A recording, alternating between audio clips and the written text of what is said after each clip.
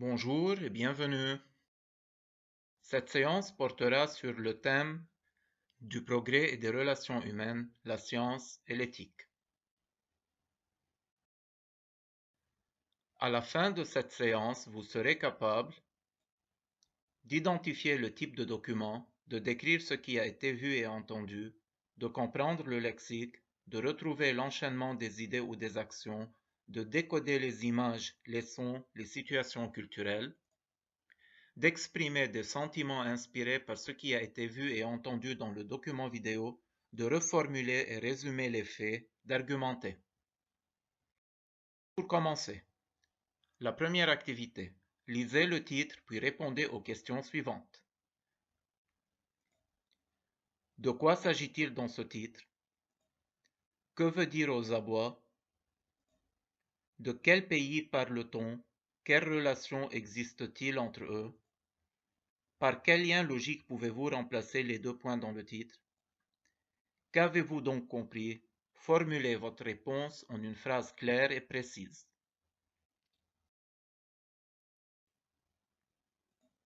Deuxième activité avant le visionnement. Observez l'illustration suivante, puis répondez aux questions. Quelle est la nature de cette illustration? Précisez son rôle. Déterminez le cadre spatial. Qui sont les personnages en présence et quelle différence y a-t-il entre eux? Décrivez-les brièvement. Qu'est-ce qui, dans cette illustration, fait écho au titre? Bien sûr, maintenant vous pouvez arrêter la vidéo, répondre aux questions et ensuite vous reprenez le visionnement.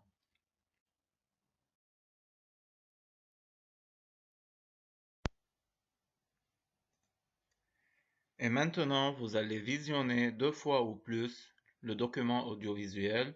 Vous traiterez ensuite les questions. Plus d'1 millier de malades sous respirateur artificiel. Les hôpitaux italiens sont submergés par un flux ininterrompu de patients en urgence vitale. Mais il manque de lits, de matériel, de médicaments et même de personnel. Partout dans le pays, les médecins prient les Italiens de ne pas sortir de chez eux. La situation est très grave. J'ai perdu un ami de 59 ans. Je vous en prie, aidez-nous à vous aider. Croyez-moi, c'est tout sauf une simple grippe. C'est très dur pour nous les médecins. En restant à la maison, vous limiterez la contagion et vous nous permettrez de secourir le plus de personnes possible. Cette semaine, le gouvernement italien a rappelé 20 000 médecins à la retraite. Mais cela ne suffit pas. À la une de la presse, cette photo d'une infirmière épuisée, effondrée sur son poste de travail. Elle est devenue le symbole d'un système sanitaire en déroute. L'auteur du cliché, ce médecin, lance en direct à la télévision un appel à l'aide. Nous sommes au maximum de nos capacités physiques et mentales. Aidez-nous. Les hôpitaux sont arrivés à saturation. Nous ne pouvons plus répondre à cette urgence. Et si dans les hôpitaux italiens l'inquiétude est si forte, c'est aussi parce qu'ils voient maintenant arriver des malades âgés seulement de 40 à 45 ans. Ils croyaient que leur jeune âge leur permettrait de résister seuls, mais quand ils arrivent ici, leur état de santé est très sérieux. L'Italie appelle à l'aide, mais son salut ne viendra pas de l'Europe. Hier, les 27 chefs d'État ont communiqué par visioconférence pour se coordonner. Mais la France et l'Allemagne ont fait savoir qu'elles garderaient pour elles le matériel sanitaire. Paradoxe, c'est la Chine, où l'épidémie régresse, qui va aider l'Italie. Pékin va lui envoyer 1 millier de respirateurs artificiels et 2 millions de masques.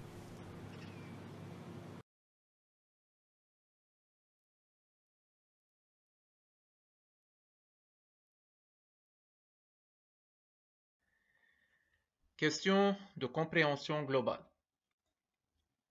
Entourez là où les bonnes réponses. Le document est un reportage, un documentaire, un extrait de film. Le document vise à informer de la situation en Italie, persuader les habitants de l'Italie de rester chez eux, les sensibiliser au danger du virus, critiquer la performance professionnelle des médecins et du personnel sanitaire italien.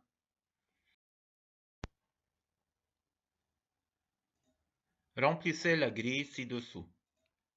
Qui les personnes qui apparaissent le plus? À quel domaine appartient-il? Quoi? Le problème évoqué. Comment? Le ton sur lequel parlent les personnes. Où? Dans quelle région du monde? Quand? À quelle époque? Pourquoi? Dans quel objectif cette vidéo a été réalisée? Maintenant, passons à la compréhension détaillée. Complétez avec les mots qui manquent. Et pour commenter et expliquer la situation en Italie, le reporter utilise des termes et expressions appartenant au champ lexical de la détresse, sentiment d'abandon, d'impuissance. Relevez-en quelques-uns.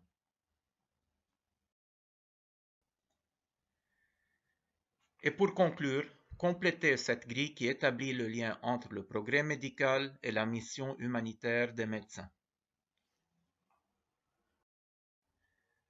Merci et à bientôt.